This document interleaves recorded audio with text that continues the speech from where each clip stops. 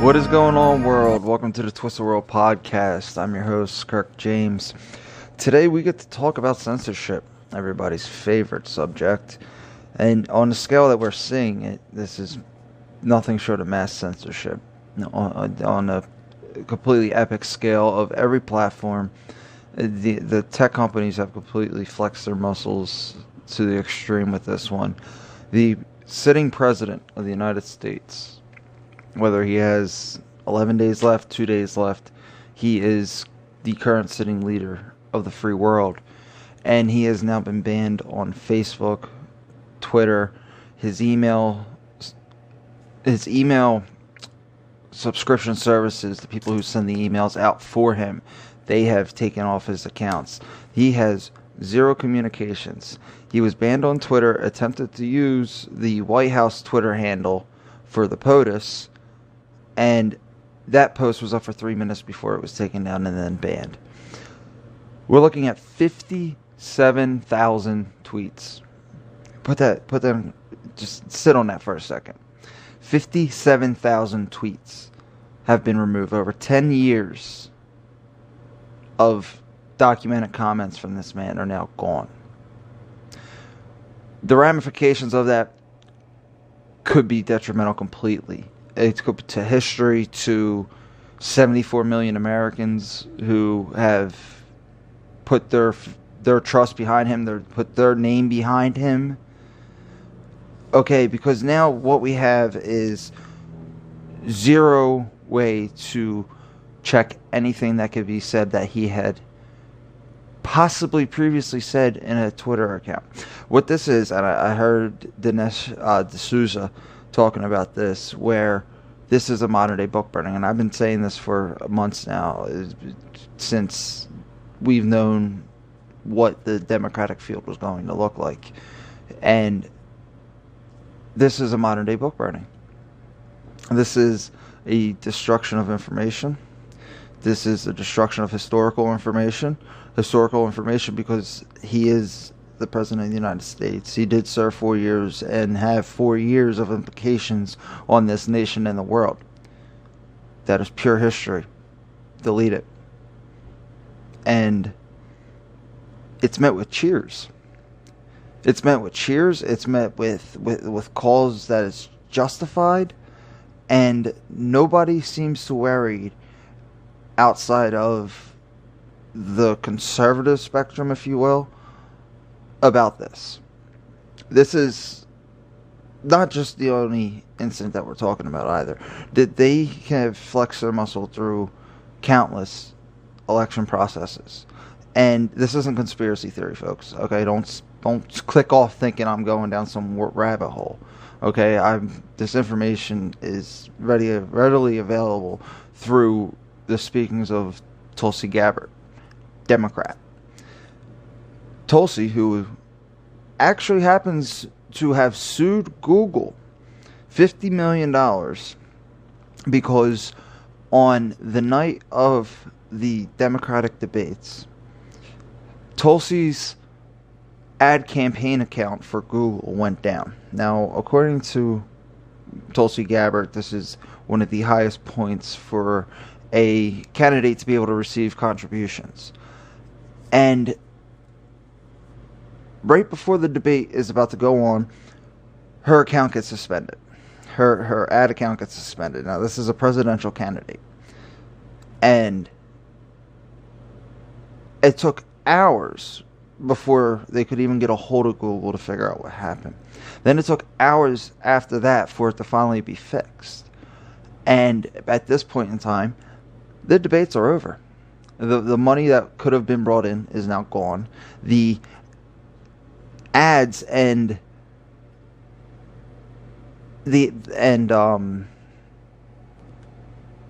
exposure that she could have received from the ads on Google, the world's largest search engine, is, I don't believe it's comparable to anything. You don't know what that could have done for her, especially for somebody in this political race who, quite frankly, in comparison to what we have and what we have seen, is a pretty centrist of a candidate.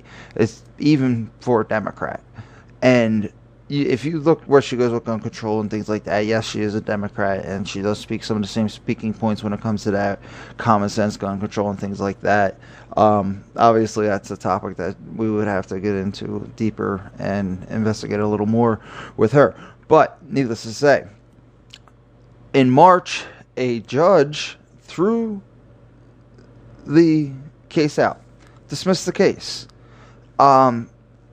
And according to the judge, Gabbard and her attorneys failed to show how, this is a quote, how Google's regulation of its own platform is in any way equivalent to a governmental regulation of an election. They are not subject to the First Amendment, which I know many of you know. A lot of these tech platforms are not bounded by the First Amendment. Only the government is bounded by the Constitution. Well, let's just make sure we're all clear on that. The Constitution protects you from the government infringing upon your rights. It does not protect you against a private company infringing upon your rights. And especially a tech platform, and I'm going to tell you why in a little bit. Now, with that said, this is what we know. Okay? And this is what else we know. Thank you, Tulsi Gabbard. According to Gabbard, Mark Zuckerberg, who she believes has interest in running for president, I believe has interest in running for president, and most of us probably believe he has interest in running for president and possibly world domination, but I'll digress. He sent over a list to everybody. Does everybody remember Mayor Pete Buttigieg? The guy with the great name. He was one of the 50 Democratic candidates trying to primary. Anyway, Facebook sent him over a list of people they believe he should hire for his campaign. If that doesn't sound sketchy,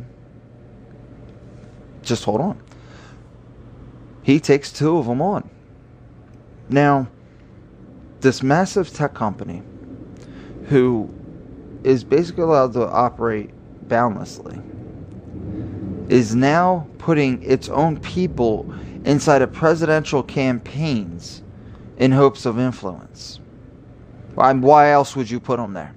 Let's just be honest. I mean, if you're going to sit there and tell me that Mark Zuckerberg gave him a list of the people he wanted or he believed were qualified to work for a presidential campaign, and the only reason he was doing it was just to be nice, then you need to subscribe to this podcast, because we need to talk a lot, because that's influence. What that is implanted influence into a campaign.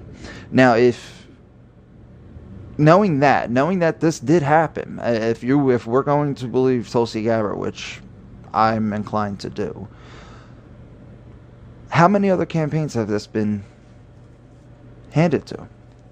How many of these people have been hired? How many people plan on sitting in cabinet positions, advisory positions? Because, let's just be honest, they hold the value. They have the ear. And now, when this tech company now has all the private information that it could possibly ever want, because we gave it to them. Okay, well, let's not forget that. We did give it to them. They didn't take this from us. They didn't steal this from us. This isn't a security breach. We voluntarily gave this information up. Okay, so we'll be easy when we play this victim card. Now has political influence, which a company that size, already has political influence, but actually has employees embedded inside of administrations. I mean, should we be surprised? No, we shouldn't. Let's just be honest. Every single sector in history has done this. It's the entire lobbying effort in a whole that is all a lobbying group is. But for the moment, we're focusing on current affairs. Currently, we are facing a tech crisis. And while all those other things do need to be handled, Currently, we are seeing censorship on a scale that, well, everybody likes to compare this administration to the Nazis. But if you can come up with another regime that has destroyed information the way that this has just been destroyed, please tell me. I'll wait. What we're seeing is Nazi Germany actions. This is a complete destruction of history. Like I said, this is a book burning. And we cannot sit here and take it. It can't happen. Because, as we know, our tech companies are embedded within our governments and things of that nature. It's very obvious dissent from any opposing view of them will not be tolerated. It is clear open publishing is gone. And you're left to ask, where do you go? Where do you get your information? Who can you trust?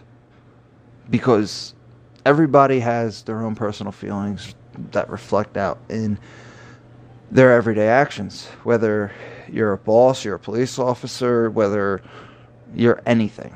And when you have the ear of a nation and the backing of unlimited resources, and then on top of it, the organization you work with all has the same idea, all has the same thought process, all has the same beliefs, the same feelings, the same political views. What do you get out of that?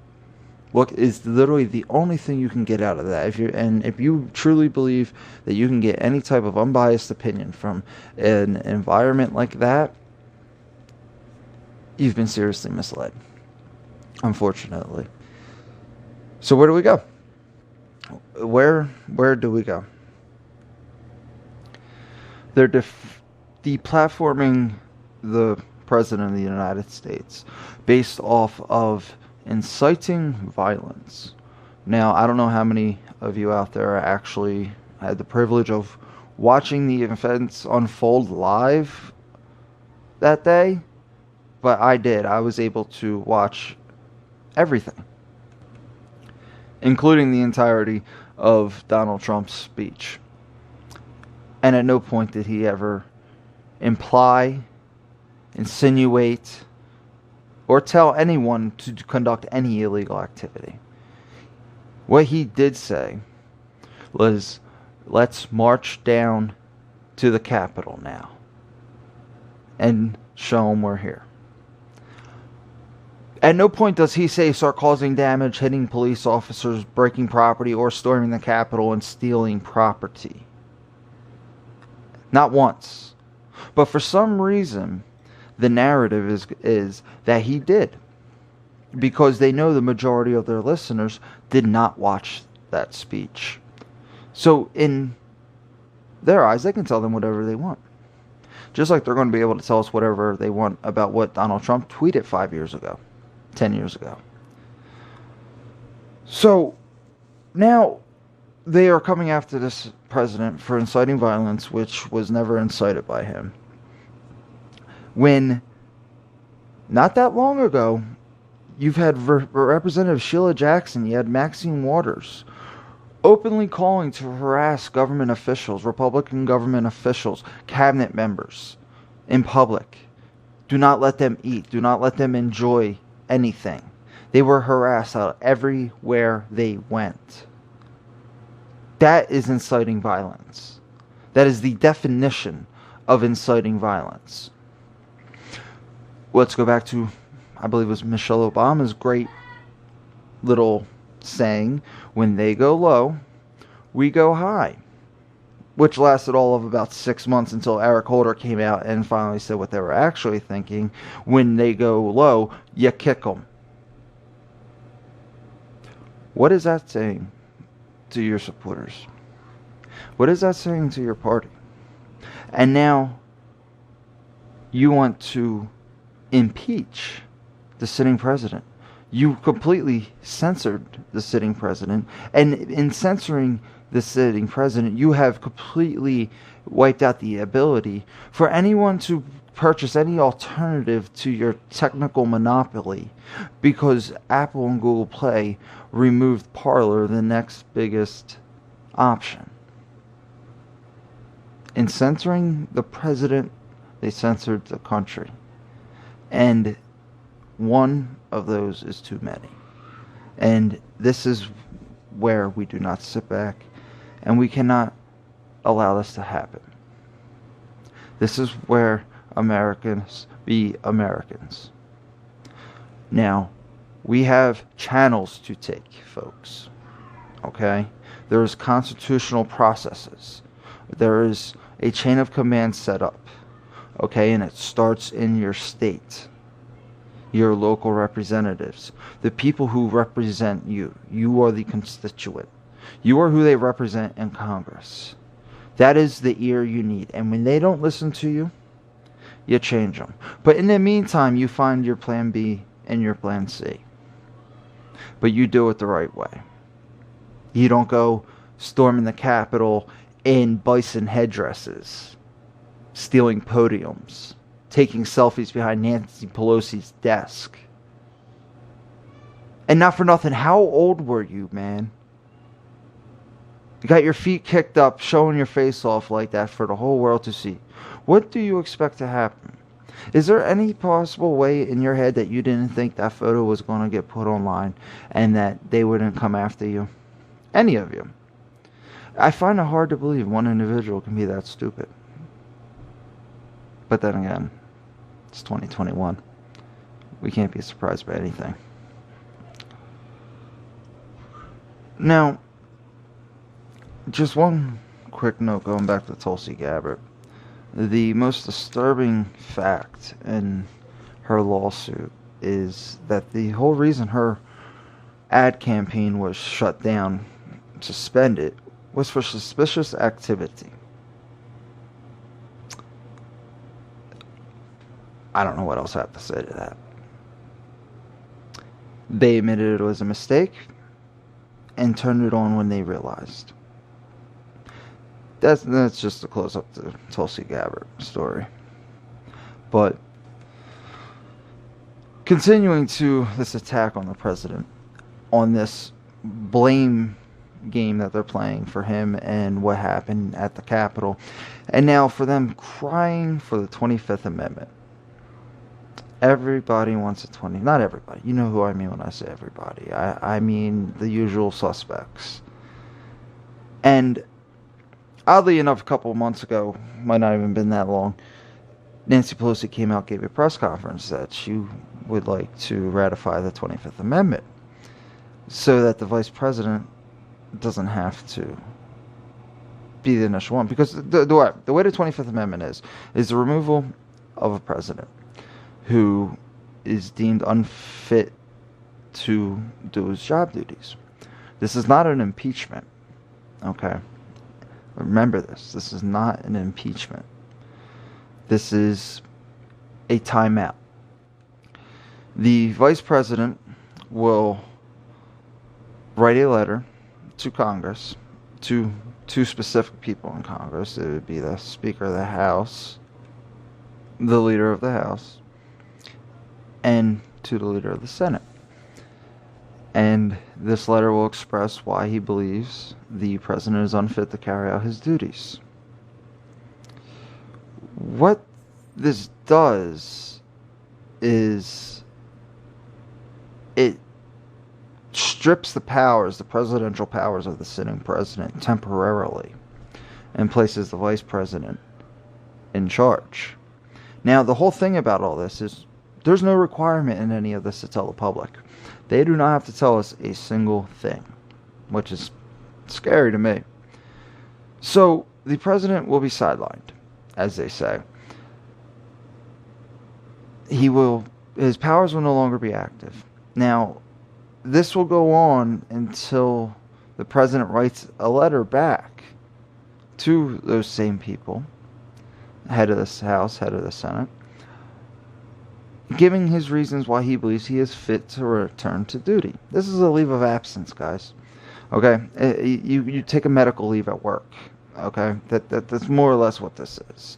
Okay, you're the director of a department. You go out on medical leave for 6 months. The assistant director, assistant manager, whatever you call them, will step in and assume those responsibilities. While you're home, you don't have those authorities. This is the same thing. So once the president writes his letter stating that he is fit to return to office, the letter will be submitted to the head of the House, head of the Senate. And if they agree or they do not respond within 4 days, presidency's back. The president is back, full powers. All he has to do is write a letter. Now, that can be blocked if the vice president writes another letter within those 4 days and has the cabinet of the presidency in on that letter as well. This is a vice president and cabinet letter to the leader of the House and the leader of the Senate within 4 days.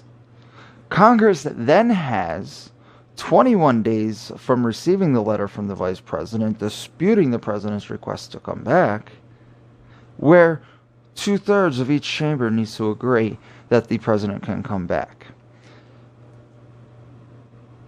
So, with that said, going back to Nancy Pelosi wanting to change the 25th Amendment, during her speech she said one very interesting thing.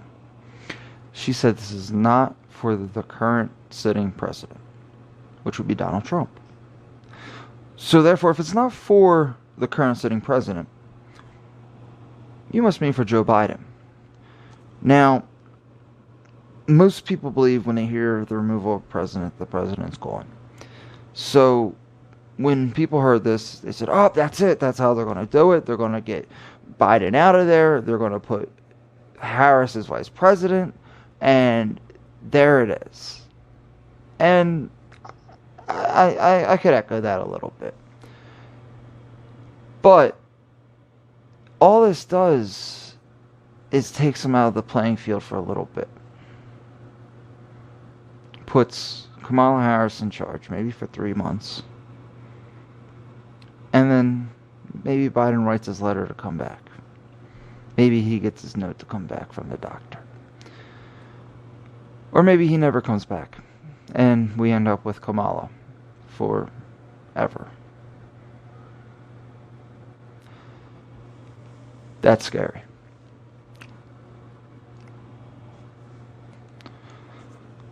So, invoking the 25th Amendment on Donald Trump for inciting violence at the Capitol.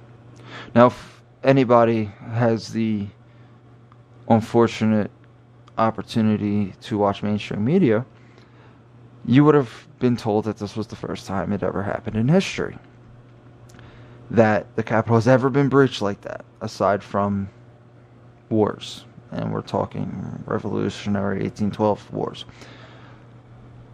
And that would make sense, because I don't know many people who ever disputed that after that was said. But what they fail to mention is one event back May 2nd. And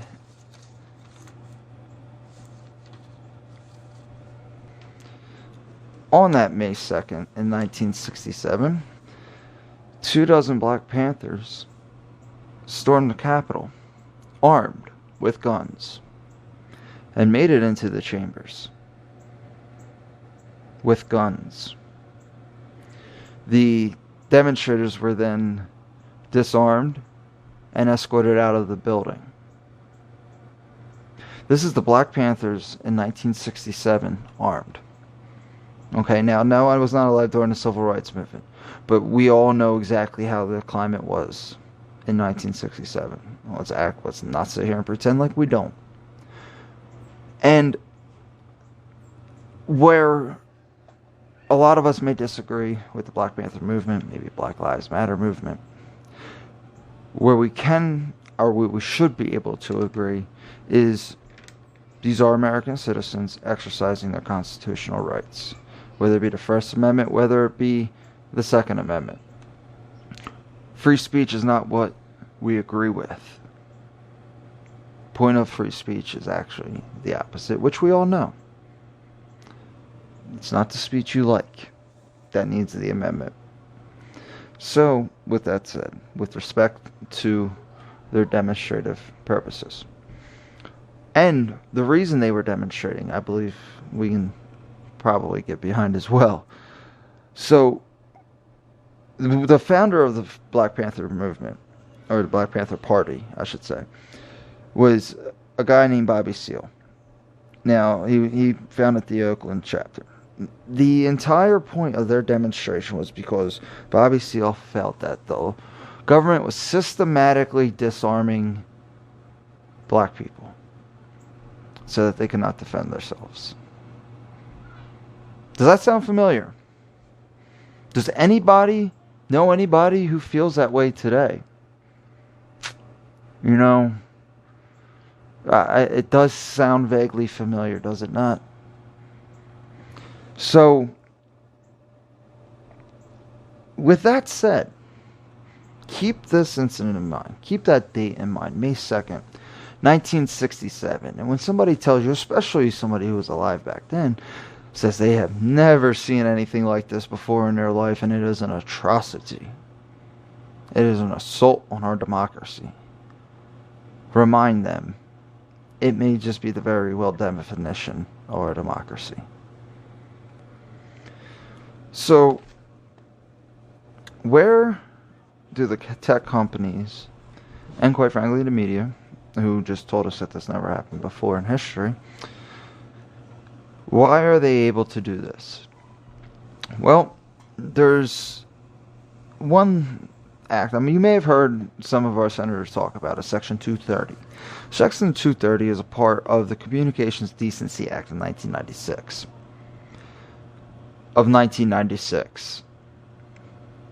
That's important. And what it does is it grants immunity to third-party content platform owners, i.e. Facebook, Twitter. And what it gives them is Good Samaritan protection from civil liabilities from these third-party uploaders.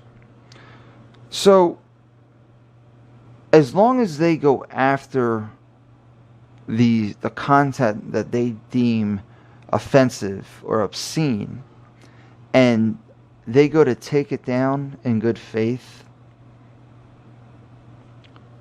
they're not held responsible at all.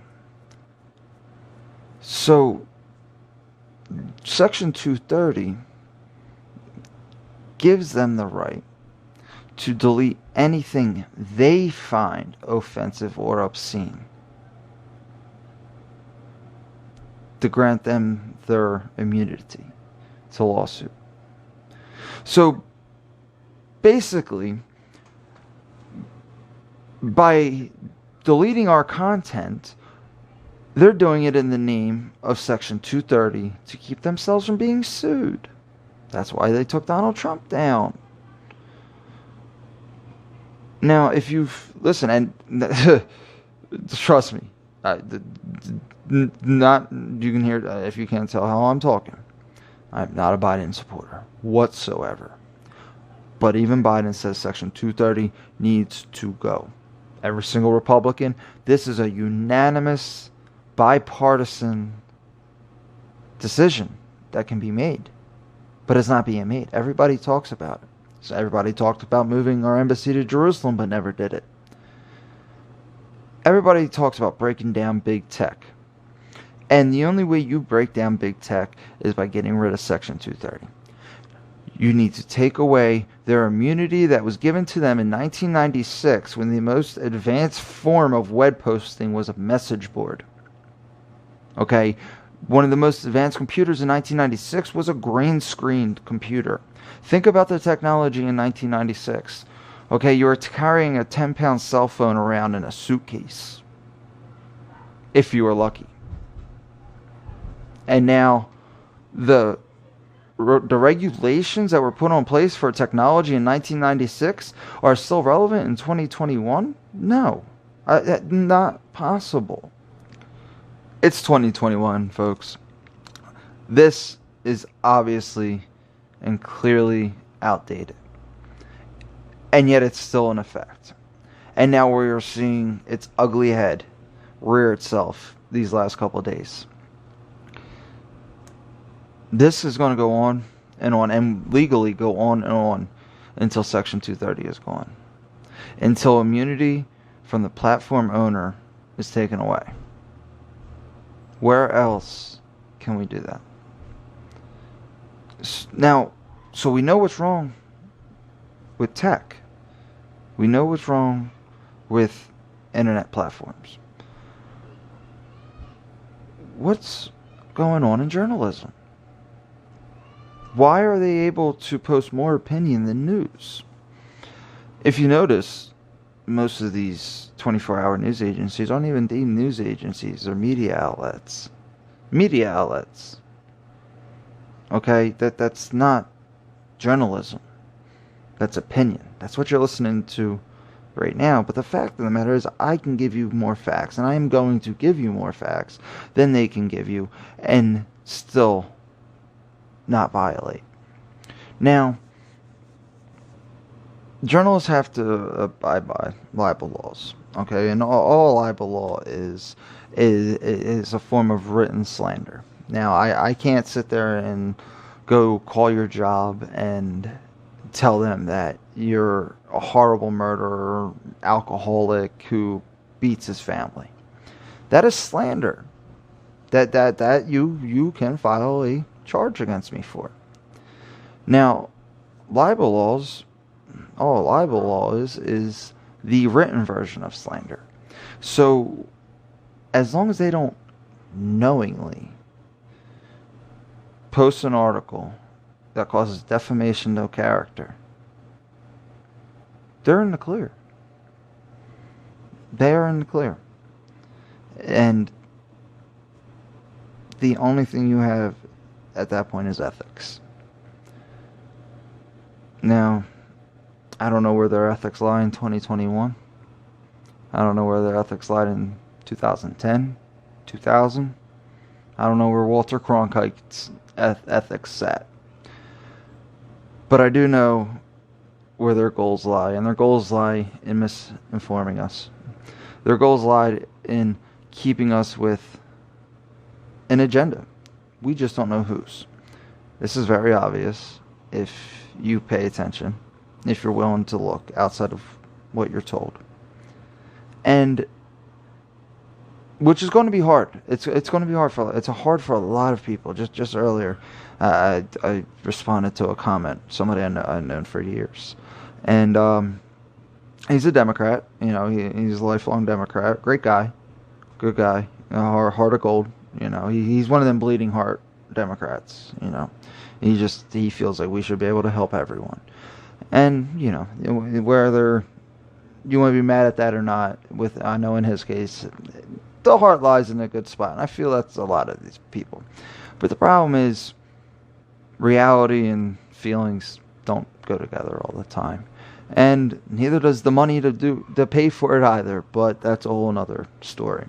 So now that Joe Biden has officially been named winner of the presidential election, named the next president, which coincidentally, guys, let's just take a second to realize when all this started, okay? And it wasn't until the very day he was officially named president. They were scared.